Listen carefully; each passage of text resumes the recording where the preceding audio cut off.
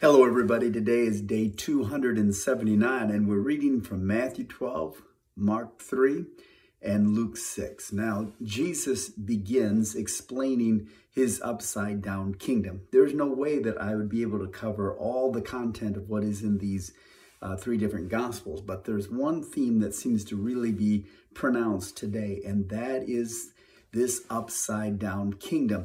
He speaks about loving your enemies. These are things that are not natural instincts.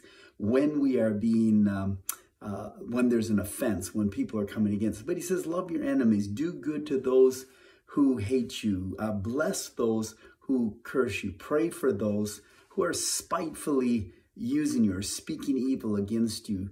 He speaks about turning the other cheek once the other one has been already struck. He talks of giving to those who steal from you. Now, when somebody takes something that is yours and they do it deceitfully, and then Jesus is saying, now go and give to them, that is not a natural response, human response.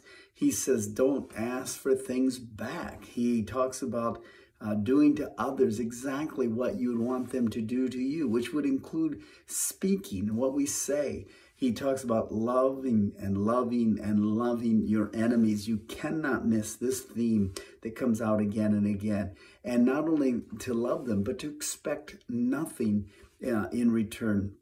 And he says, if you'll do this, if you'll practice this, your rewards will be great. Now, obviously, he's not just speaking about the rewards here. Probably more, he's speaking about eternal rewards. But he's saying your rewards will be great. Now, good if we treat people who are good to us well, he said there's no reward for that.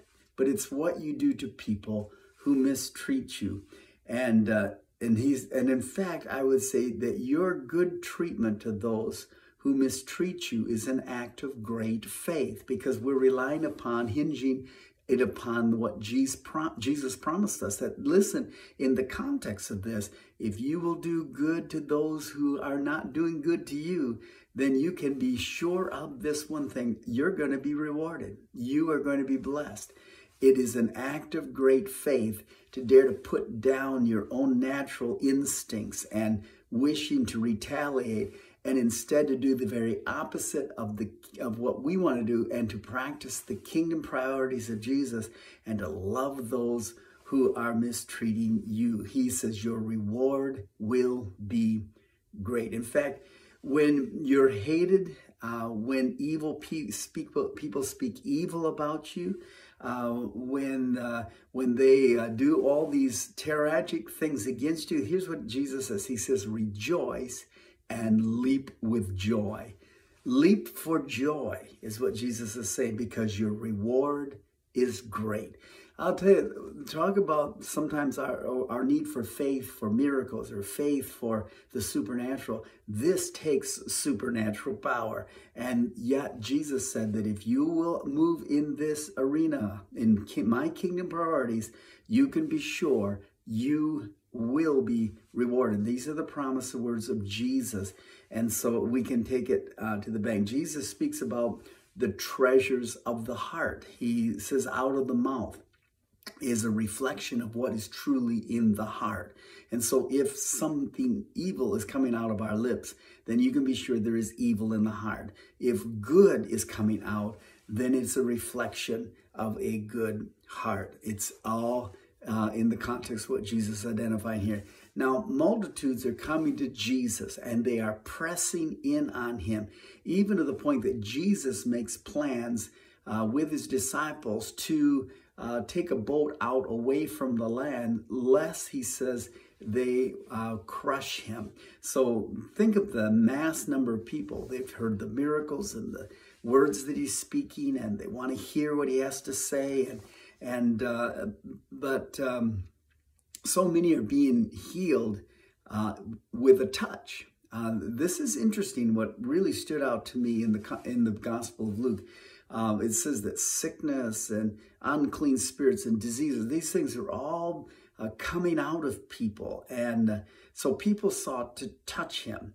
And why did they seek to touch him? Because here's the reputation. The Bible tells us in the Gospel of Luke that power went out of Jesus and healed them all, just with a touch. No wonder the woman that later we'll read about with an issue of blood, who had exhausted all of her resources to be healed and set free from this embarrassing infirmity, goes to Jesus and says, if I can but touch him, I will be healed.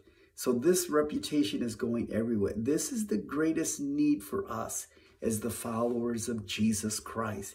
And that is that we would be carriers of the glory. If we can learn to be carriers of the glory, which Jesus was, in which he's an example for us. And if we will do that, that people will be transformed just by a touch. If they'll be transformed just by being in the presence of us, not because there's anything of significance in us, but because we have been with Jesus. And that was the accusations of the critics with the disciples, is that they recognized they had been with Jesus. And what do you suppose it was? I think it was the power of God that rested upon them.